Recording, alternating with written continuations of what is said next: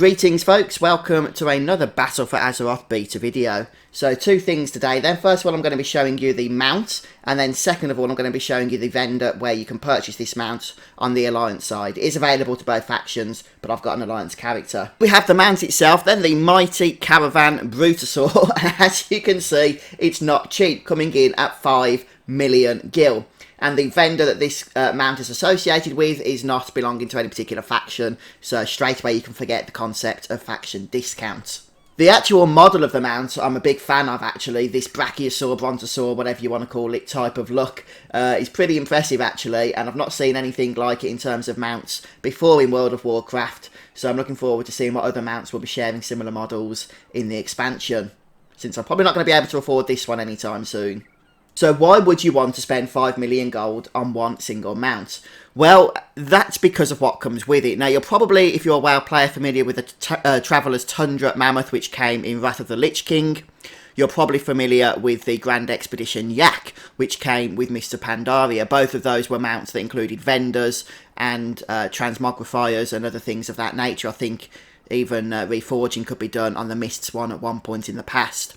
So this mount takes things to another level. For 5 million gold, you'd probably kind of expect that it would. So the Brutosaur here has your vendor that you would expect. You can't see it on the model, but it will be there when you summon it. But also it brings your own personal auctioneer as well. Now, seeing as how I'm kind of thinking that this mount, for the price that it's sold at, is aimed at the player that really does manipulate the auction house, makes lots and lots of gold, because that's the only way to really make this amount of gold is through the auction house. It's going to be a great quality of life change. Rather than having to keep going back to your faction city or whatever, to have your own auctioneer with you all the time is going to be a big improvement for those people. And of course, they're going to be popular then when others want to use the auction house and these players are around that have this mount.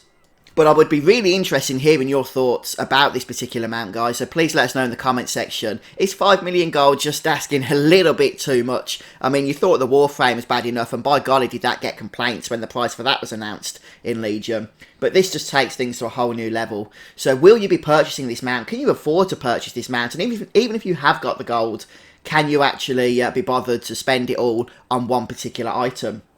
But now let me show you where you can actually purchase this from on the Alliance side. Unfortunately, the map of the town is bugged, so we will have to zoom out one level here. And you want to bring yourself to where I'm located here on the map in Boralus. Okay, just before this tunnel bridge that's located directly ahead of us.